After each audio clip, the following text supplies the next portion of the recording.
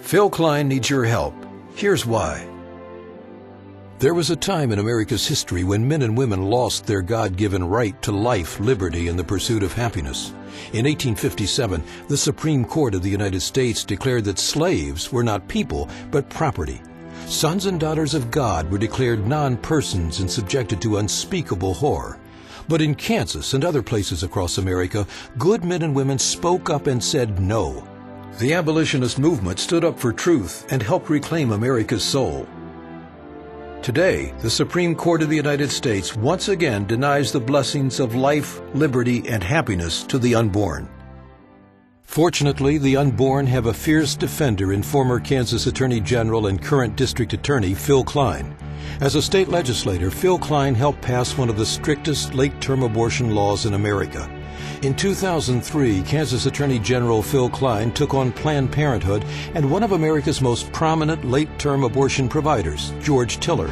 By subpoenaing medical abortion records, two judges were able to determine that probable cause was present to conclude that crimes were committed under Kansas law. Since the beginning, Phill Kline has refused to back down. Kline became the first prosecutor to ever obtain abortion records. This brought down the wrath of the abortion industry nationwide. Through abortion money and the influence of the liberal media, Phill Kline was defeated in his bid for re-election to the Attorney General's seat. But just weeks later, in a remarkable political comeback, the people of Johnson County, Kansas, appointed him as district attorney in Johnson County, allowing him to continue his jurisdiction and investigation over Planned Parenthood. In October of 2007, District Attorney Phill Kline became the only prosecutor since Roe v. Wade to charge Planned Parenthood by filing 107 criminal charges, many dealing with illegal late-term abortions and 23 felonies of falsifying records. Kline's courage to discharge the duties of his office stunned the nation and attracted national attention, because those with the eyes to see understood that if these illegal acts were occurring in Kansas, they were most likely happening in abortion clinics across America. Planned Parenthood also understood that for the first time their federal funding, over $350 million in taxpayer dollars, was at risk if Phill Kline obtained a conviction. Columnist Robert Novak has called Kansas the fiercest state battleground in the abortion wars. Gary Bauer said, "For more than 5 years, he has fought to ensure that all people, created equal under God, are treated that way under the law." Since being charged, Planned Parenthood has continued to engage in the exploitation of women and the unborn.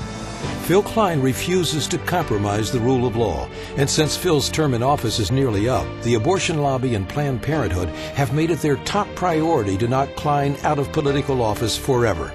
They want to make an example of Phill to anyone who dares to take on their powerful industry. With the help of the Kansas City Star, Planned Parenthood will do everything in their power and influence to again target Phill Kline for defeat.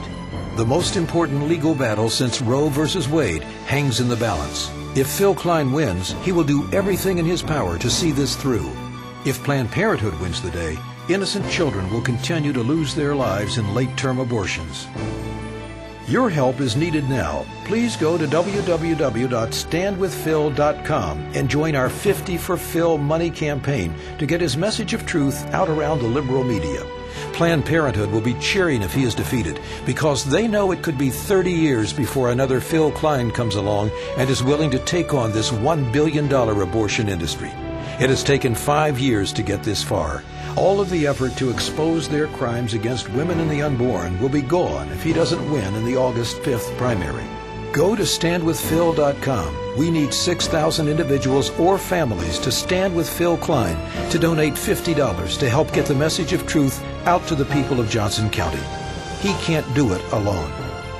Please send this to your own email list of friends to help Phill Kline.